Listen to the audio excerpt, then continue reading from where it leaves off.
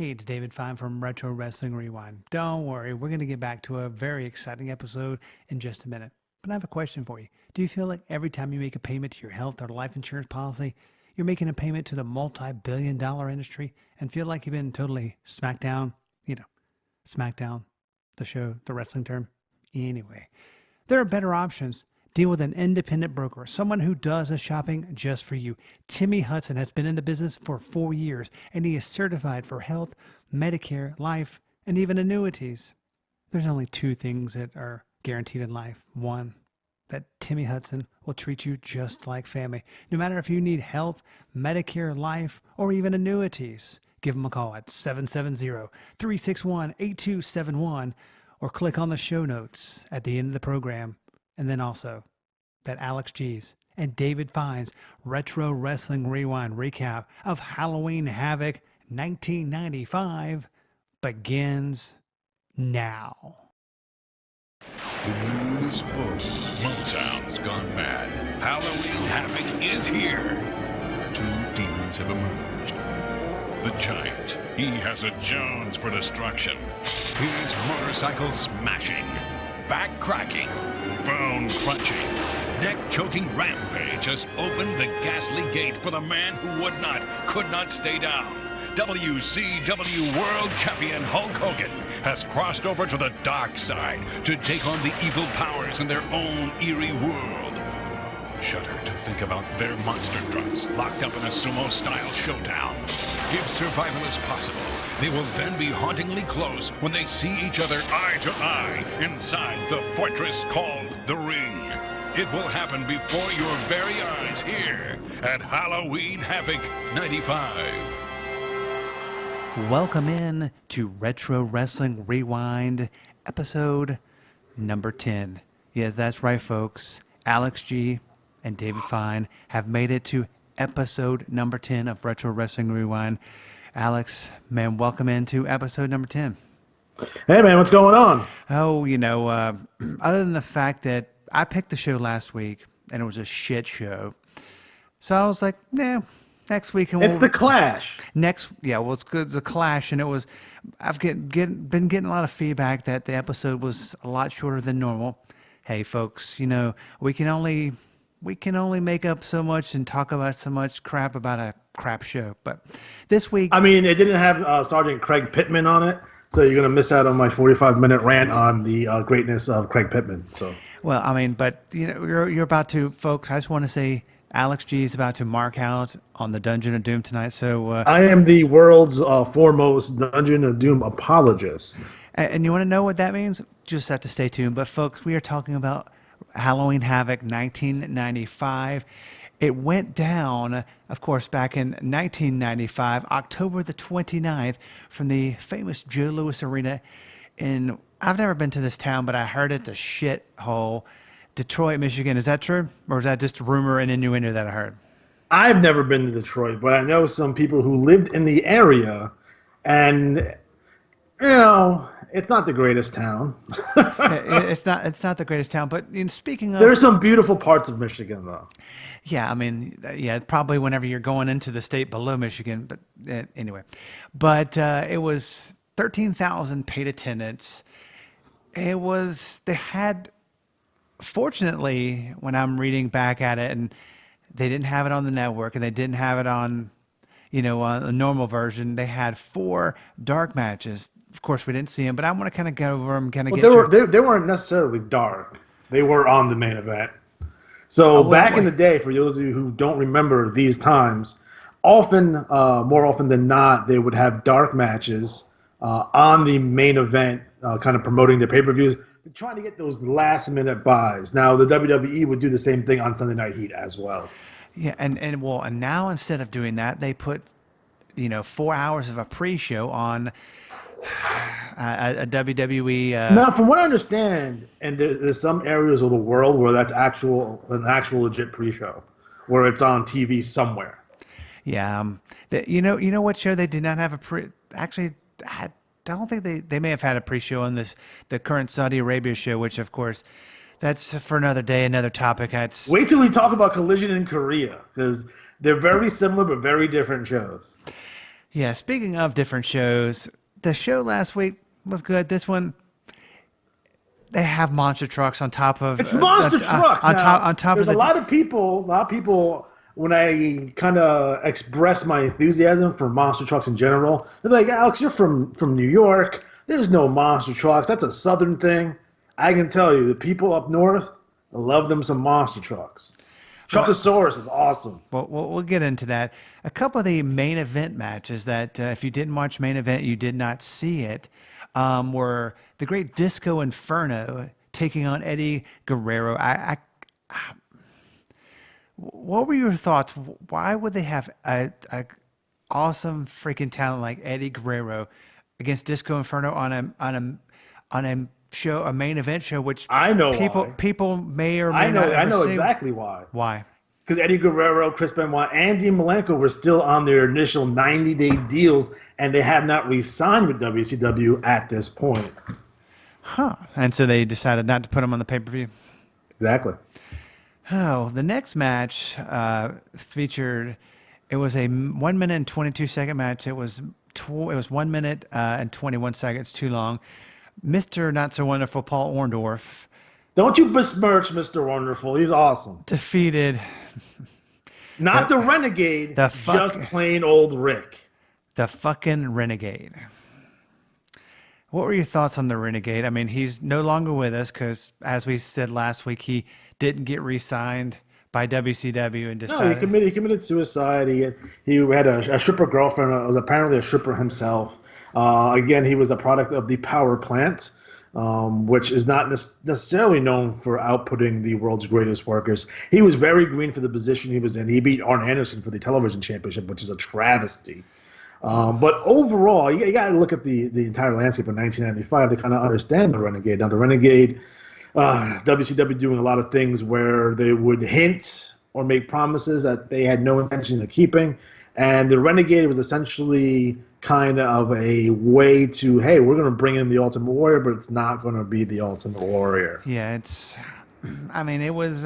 If you ever listen to any other podcast on social like what happened when Tony Schiavone's not a big fan of the Renegade, but I don't think many fans are fans of the Renegade. Speaking of, well, I think I mentioned this on the last show. In 1998, when the Ultimate Warrior did come in, the Renegade was still around. And he would do a lot of the body double stuff for the Ultimate Warrior. Yeah, they did a lot of the trapdoor kind of stuff. And wait till we do For All Ball 98 because that show fucking sucks. Well, even worse than this show.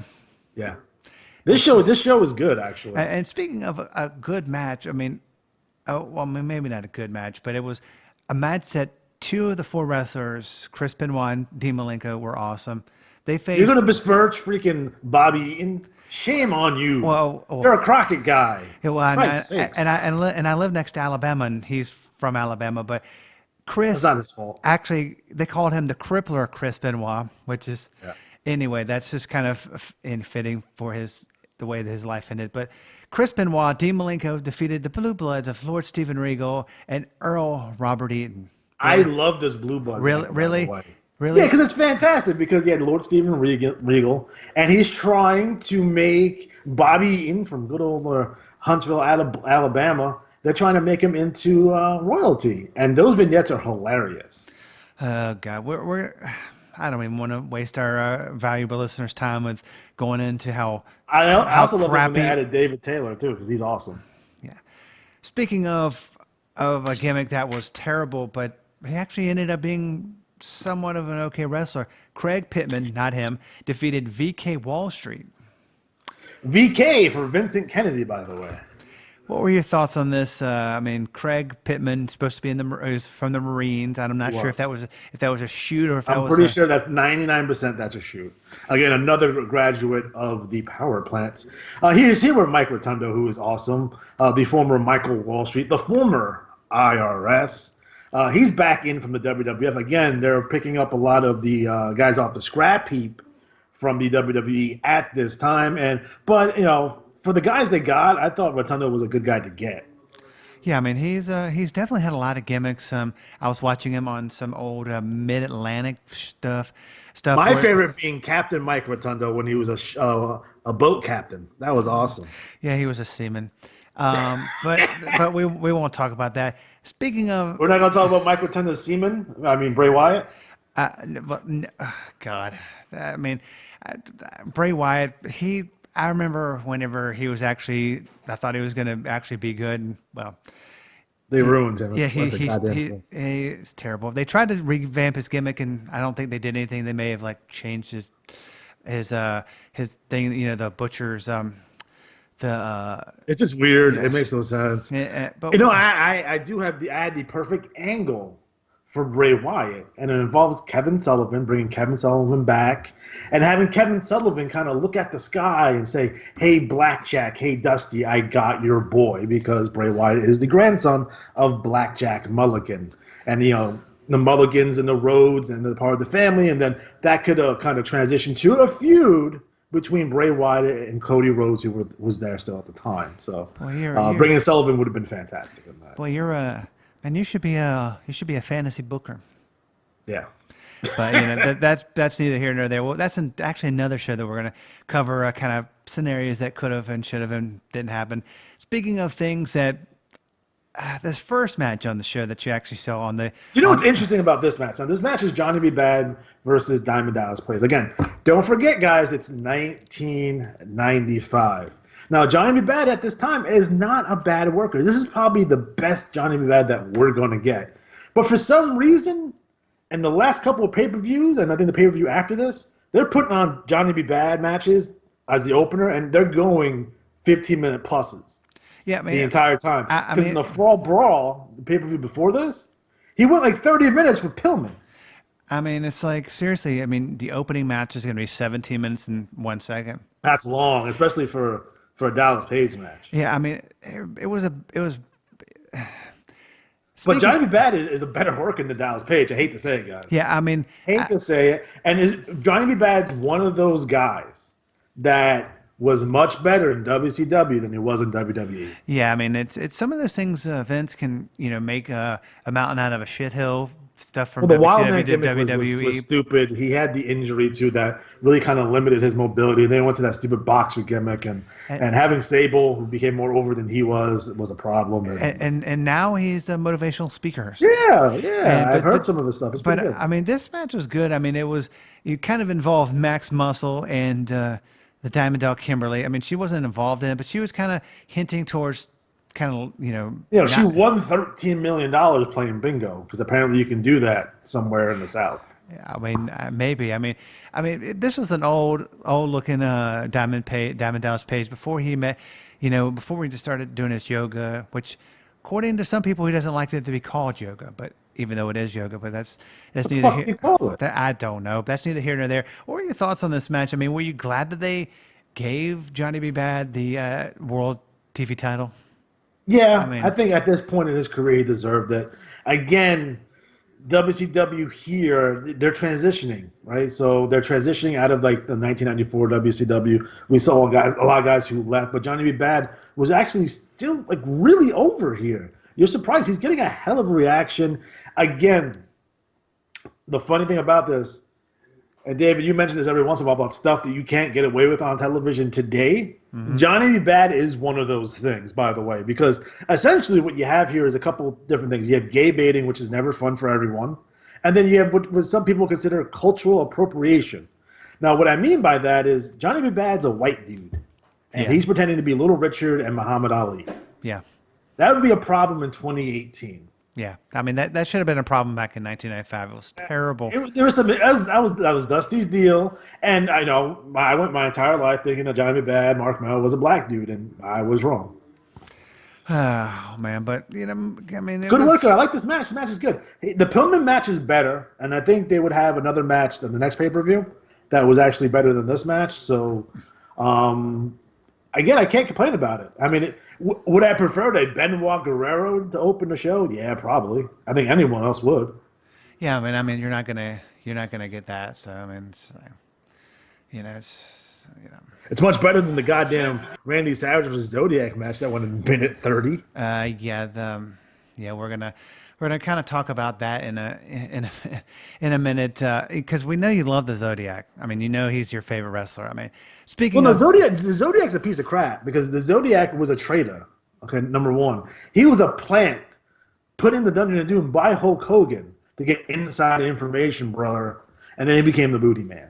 That was bullshit. Yeah. Well, speaking of Hulk Hogan, I know you have not seen the latest shit show from the WWE. No, I don't go out of my way to watch WWE pay-per-views that I know are going to be bad. Well, I mean, okay. The pay-per-view is okay, but on Twitter today, Hulk Hogan said that he was disappointed in himself when he looked back at the pay-per-view because he said that he looked swollen, brother.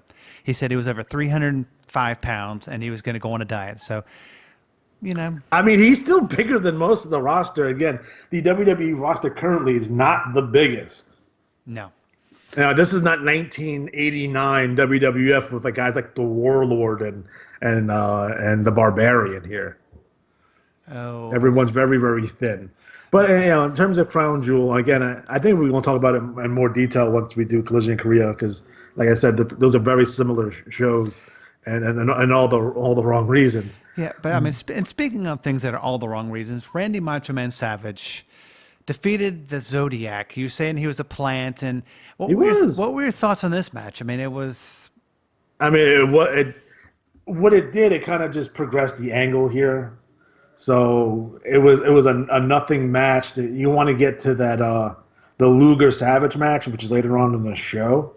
But Savage is rolling with Hulkster on the dark side, brother, because they're doing the whole dark side Hulkamania gimmick at this point, which involves various vignettes. One being Hulk Hogan holding a giant sword, which is bizarre, and there's also another vignette of Hulk Hogan on Venice Beach with Randy Savage, with a guy playing guitar in the background and a crackhead next to them for some reason. Yeah, I mean, it's 95 Nitro is fantastic, by the way.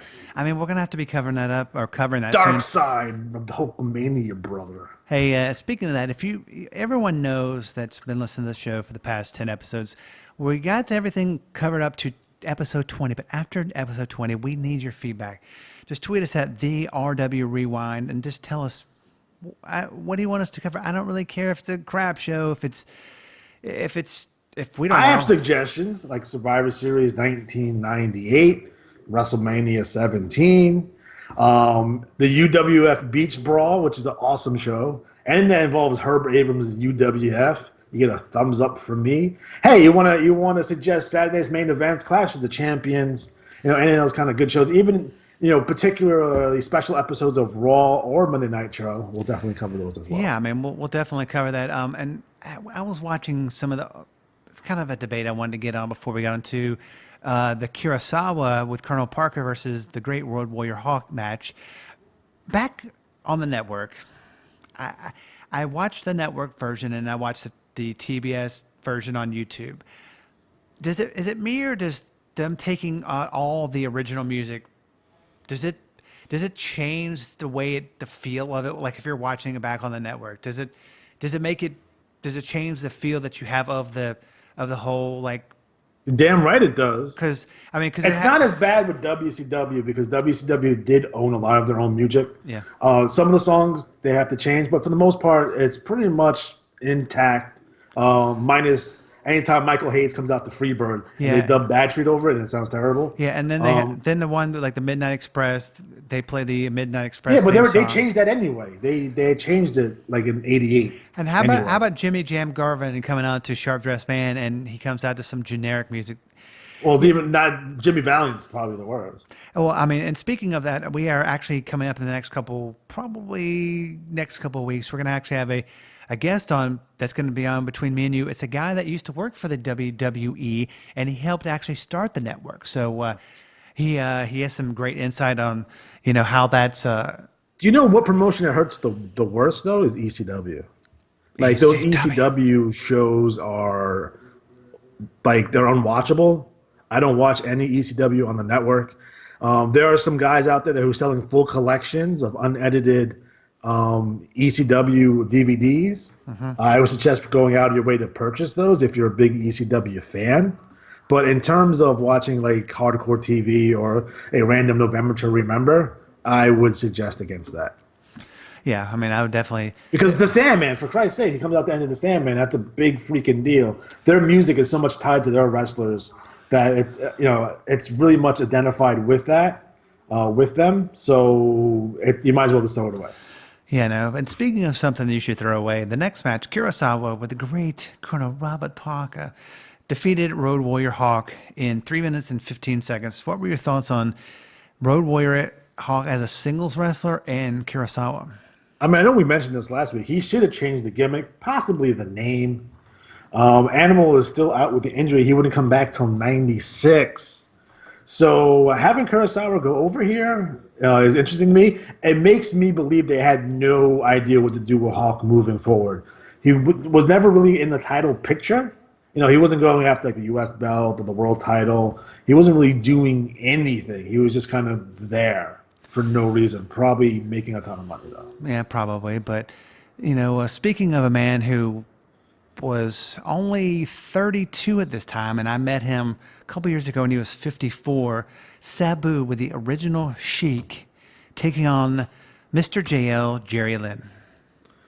Yeah, real interesting. Sabu was in pretty fresh from ECW at this point. Mr. JL obviously being Jerry Lynn in a weird Power Ranger gimmick. I think Bischoff kind of loved those. We'll see. When we do World War III, we'll see the giant super ninja that looks like Scorpion, and then we have Glacier who looks like Sub-Zero from Mortal Kombat. Hey, don't make fun of Glacier. I like Glacier to a point. They could have done some stuff with Glacier, but the NWO kind of killed his deal. Yeah, but they didn't. But when it comes to Sabu, I thought at the time that he was going to be in line for matches with Hulk Hogan because I'm an idiot. And I didn't realize that there's no way that Hulk Hogan's going to work with Sabu. Like, that wasn't going to happen. Not in my wildest dream. But, as a kid at the time, I believe I was 13 or 14 years old, I thought, hey, Hulk Hogan, Sabu. He's with the Sheik. That makes a lot of sense, for the WCW world title. But that wasn't something that we're going to have. Like the Sheik throwing fire, he went into business for himself here and threw fire that was unauthorized. But it is the Joe Louis Arena. This Detroit, it's the Sheik. You got to have him on the show. Sabu, this was supposed to be a big rub for Sabu, but Sabu wouldn't last too much longer. And WCW was in there for a couple of months, and then he was gone.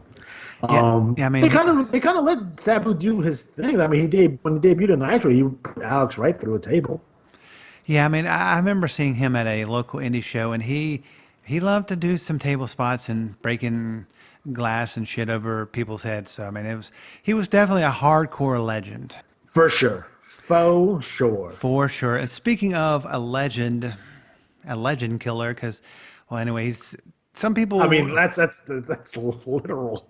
Yeah, I mean, some people blame him for Miss Elizabeth's death. I blame him for Miss Elizabeth's I mean, there's no evidence. He's currently in a wheelchair. I don't think he can.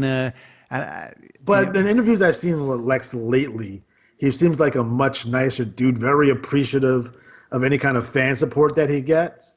Yeah. So, a guy that didn't have, the best reputation in treating other professional wrestlers or their fans seems to come to peace at least a little bit with that. Now, he is facing Ming here, which is an interesting match. Again, don't forget, 1995. I want to set the scene here a little bit. Luger comes in and debuts on the first episode of Nitro. Now, there's this big thing about whose side is he on? And he goes in, in the second Nitro, he does have that match with Hogan. And, Sting's kind of vouching for him. Macho doesn't trust him.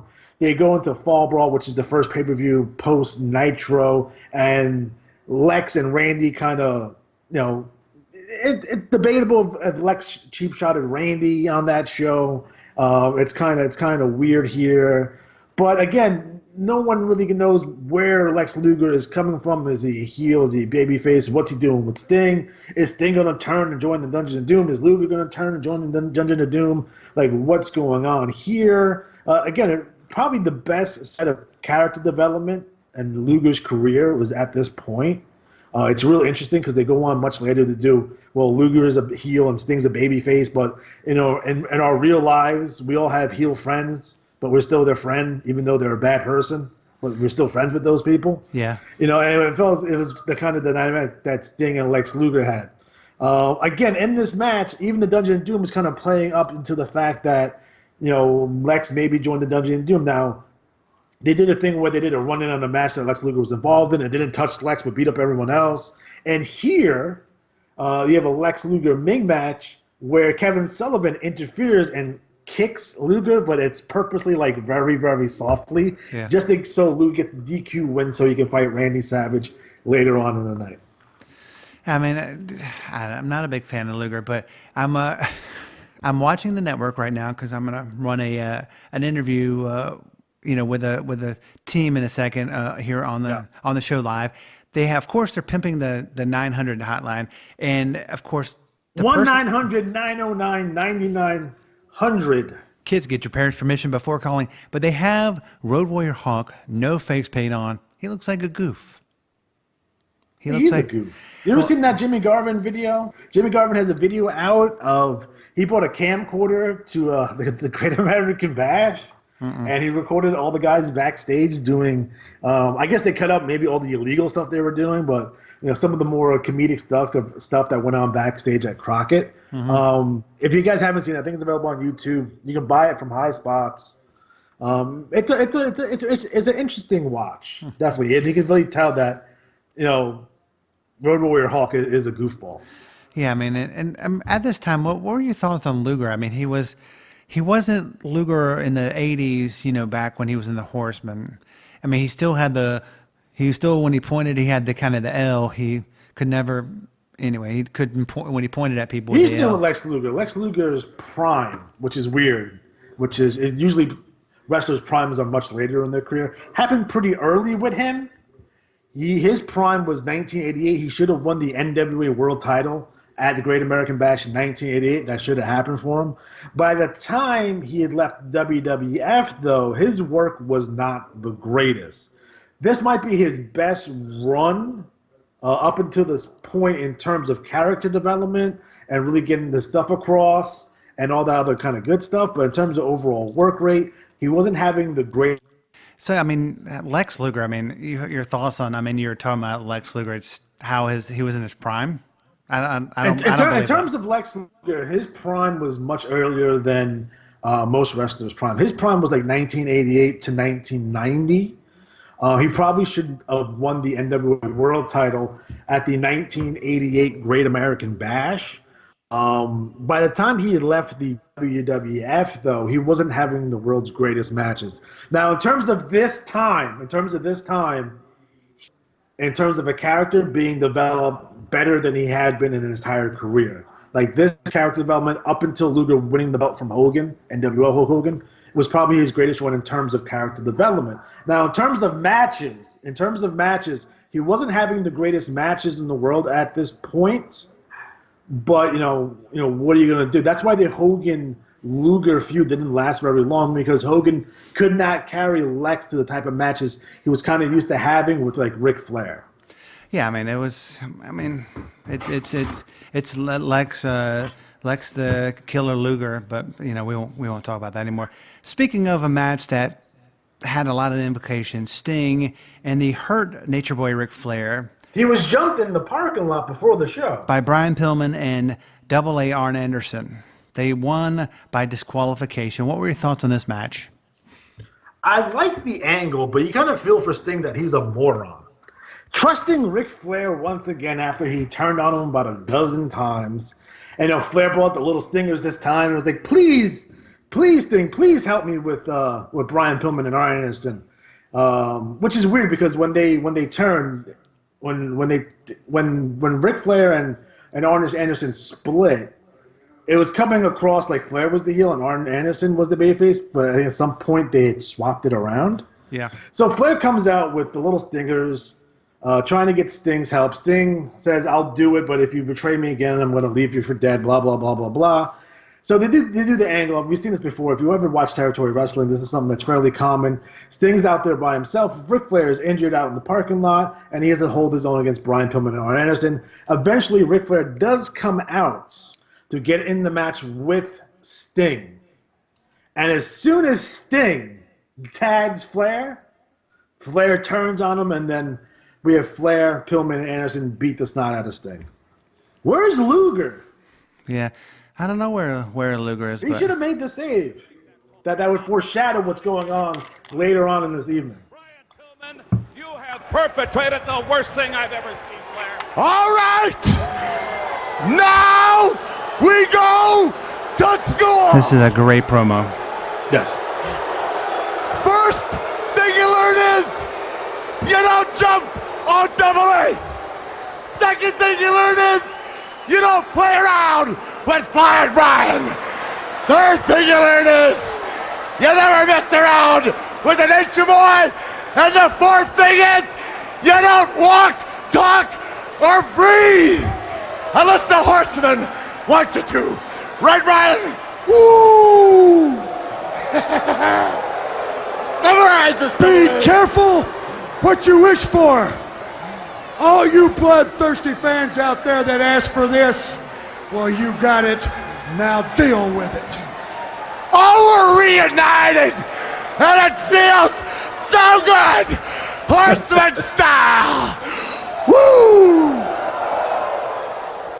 I mean, what were your thoughts on, freaking Ric Flair turns on Sting and cuts an awesome promo after his match. What's weird during this era, and if you're looking at it, the WCW is kind of short on baby faces, so it makes sense to have Ric Flair as a babyface. And I wondered what would have been if Arn Anderson became the new leader of the Horsemen with Brian Pillman, with Chris Benoit, and with Lex Luger, how that would change the dynamic. And you can have Sting with Ric Flair and Hulk Hogan kind of going after the Dungeon of Doom. But nope, they turned Flair once again.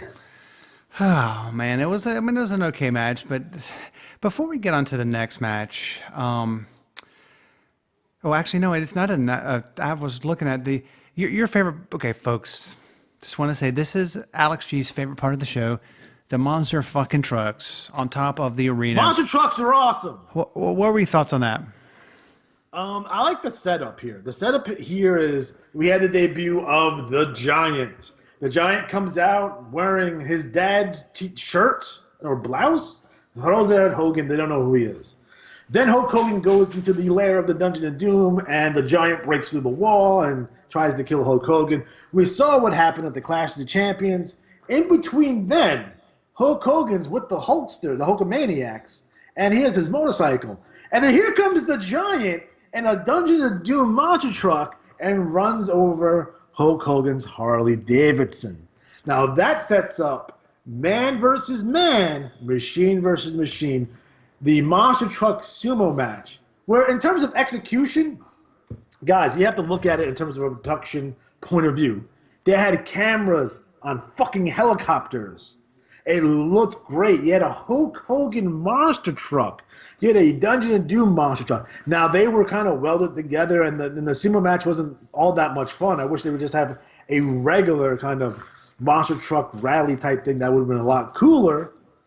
But the greatest thing about this entire thing is Eric Bischoff and the guy who builds monster trucks talking over commentary. And then you have Bobby Heenan. And we'll say Bobby Heenan for a second here. Now, in terms of the finish, obviously Hogan wins the sumo match, and the Giant comes out, and then Hulk Hogan tries to murder the Giant by throwing him off the top of the Cobo Hall. And the reaction from Bobby Heenan makes this entire pay-per-view, because he's like, what's going on? Hulk Hogan's a murderer. Where's the Giant? Is he dead? And we didn't know if he was alive or dead. You didn't know he was going to come out. You don't know what they're going to do. I thought they were going to bait and switch. There's going to be someone else in the main event. You did not know. Now, in terms of the Dungeon of Doom, why I'm a Dungeon of Doom apologist is that there's a couple of facts here that I need to lay before the people out there so the people understand. Now, when Hulk Hogan came to WCW in 1994, the world was completely different. Now, the WWF had been on decline for about 3 years. WCW is on an ascension. So from when Bischoff took over, from a little bit before Bischoff took over, when Watt started riding the ship here a little bit, he got away from all the weird old school stuff he was doing and was actually doing some good stuff right before he quit, got fired. So Bischoff takes over, changes the production and the look of the show. So the show looks so much better than it has. They start doing the MGM Disney tapings, start doing a lot of different things here. They're bringing in Hogan. Now, what do you do with a Hulk Hogan? You put him against Ric Flair. Makes sense. We never got that match in the WWE. We never got that match, that dream match, the way we needed to for the belt. To Eric Bischoff's credit, first pay-per-view in, Bash 94, they do Hogan versus Flair for the belt. And guess what, folks? It breaks all the WCW records. So all the pay-per-view records that they had, there are no more. This set a new trend for WCW going forward, and they would have strong buy rates throughout 1994, going into 1995, and past that. Now WWE, their pay-per-view numbers are declining. And then with the advent of Nitro comes out of the box strong, and they're already trading ratings victories. It didn't take 6 months for Nitro to start beating Raw. They started beating Raw almost immediately, and then they would trade ratings winning back and forth. Now, in terms of the Dungeon of Doom, why this is so important. What the Dungeon of Doom did was a couple of things.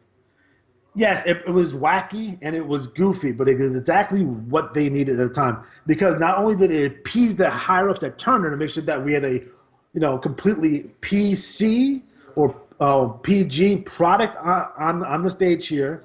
They're trying to get, all kind of marketers here. They're trying to get all types of endorsements here, and having kind of this goofy gimmick on top with some great wrestling underneath it was the best way to go. Now you're bringing all Hogan's old friends. You have Earthquake coming in. You have Kamala. Obviously, you have Ed Leslie as the Zodiac Man. Vader joins the Dungeon of Doom for a hot second. You have the one-man gang who's kind of in there, but you don't know what's he doing. And it was the perfect thing for Kevin Sullivan, who was the booker at the time, to make Hulk Hogan feel comfortable, because people forget Hulk Hogan, creative control. So instead of Kevin Sullivan trying to fight Hulk Hogan on everything, like, what do you want to do, Hulkster? No, we're going to put you over everybody. You're going to beat up everybody. You're going to be a top guy. You're going to have all these goons and all these comic book characters, and you're going to beat them all. What that did was a couple of things here. It made Hulk Hogan trust Eric Bischoff. It made Hulk Hogan trust Kevin Sullivan. So later down the road, when they ask him to do something he's not 100% comfortable with, he's going to do it because he trusts those guys. In addition, the Dungeon of Doom is beating Raw in ratings, bottom line. So regardless if people like it or it didn't like it, it worked. It worked. It did exactly what it was supposed to do in terms of ratings. It got Hogan not necessarily over in the South, because he was never going to be over in Charlotte or Atlanta, but up north they kind of dug this stuff. It was kind of resurgent. It was a fresh coat of paint on Hulk Hogan, which he desperately needed at the time. Now, in terms of what happened in the Dungeon of Doom after the NWO came, well, just like a lot of other things, they went to the wayside. But no, do I personally think that a more serious Dungeon of Doom would have been awesome? A Kevin Sullivan from Florida with the devil gimmick, would that have been more cool? Yeah. But they're in uncharted territories here. Now, the thing I don't like about this angle with the Dungeon of Doom and Hulk Hogan is the fact that Hogan had the belt. I would prefer to have the belt either on Macho or a Sting and have Hulk Hogan fight all these monsters. I call it the Undertaker spot. You remember there's a time in the mid-'90s where the Undertaker is fighting Giant Gonzalez, King Kong Bundy, Yokozuna, Kamala, all these guys, and he was a top guy, but he was kind of away from like the main title feud. That's a spot that Hogan needed to have but didn't, and that's the only thing that kind of detracts from this angle. Yeah, it was an okay angle, but I go on for 10 minutes telling you why this angle is great. It's like, oh, it's okay. Nah, you're the worst. Well, hey, we got that on tape recording. I am the worst. But speaking of something that's not the worst, I'm going to play some more audio from the network. It's with Bobby Heenan comes back, and he's upset. He is upset. But we are not sure exactly what's going to transpire when we go to the ring. I can't get outside. There's going to be 500 people standing in the doorway. It'd take me 2 hours to get outside. And this is 1995, and we have phones, walkie-talkie, communication. We can talk to astronauts on the moon. We can't find out what's going on 50 feet from this building. Now, I need some answers now. Is that a whole lot to ask for, Tony? Would you know, there's an opening for a producer. Would you like to fill it and go do it? Tony, and work in the truck Tony, next you don't know. pay-per-view? Maybe you don't know something, pal. I'm going to tell you straight right now. You don't know how far back me and his father go. Now, this is very serious to me. Let's go back and take a look at what happened on the roof of Cobo Hall a few moments ago, the Battle of the Sumo Monster Trucks. And what an exciting, I mean, this was truly, as you said, a first in taking WCW wrestling to a new level. There you see the winner. Both axles of the Giant's machine pulled out on the outside. There you see once again the overhead view from the roof. Yeah, I mean, I'll give it to them. They did have some great angles on the. Production-wise, Nitro was already outclassing anything that Raw was doing. Yeah, Raw looked like dog shit. But I mean, I don't think nowadays people would have believed that he fell off the roof. Do you? I don't know. Done correctly, you can make anyone believe anything. Yeah, I mean, they're just trying to sell it. They're like, huh. I would love to know. We just had matches like at the Hardy compound with all kinds of weird, bizarre shit. Yeah, and but yeah, I mean, it definitely, Bobby sells this entire. He is probably one of his. Was this and Royal Rumble '92 might be his best work. This is definitely his best work in WCW.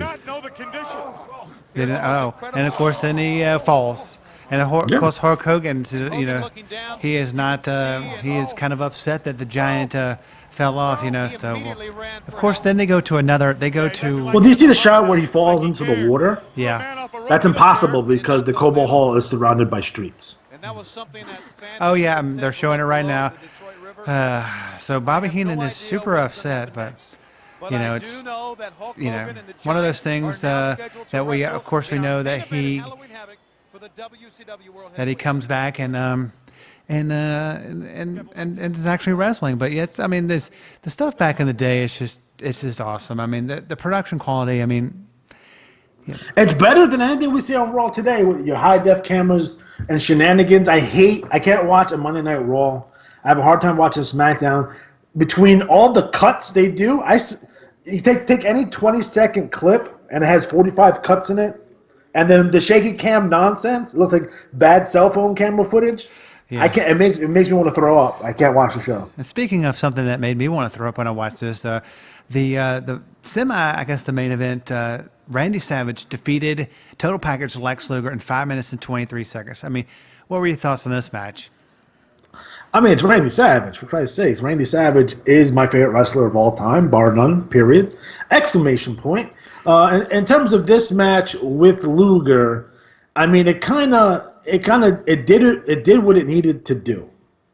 It's 5 minutes, 23 seconds. Again, probably the reason why Diamond Dallas Page and Johnny B. Bad got 17 minutes, because some of these matches are relatively short. Again, this just kind of extends the Randy Savage, Lex Luger feud moving forward. Yeah, no. Well, we're not going to really dwell on this match because, of course, we want to talk about the main event. The Giant, with the Taskmaster, defeated champion Hulk Hogan with the Mouth of the South, Jimmy Hart, by disqualification.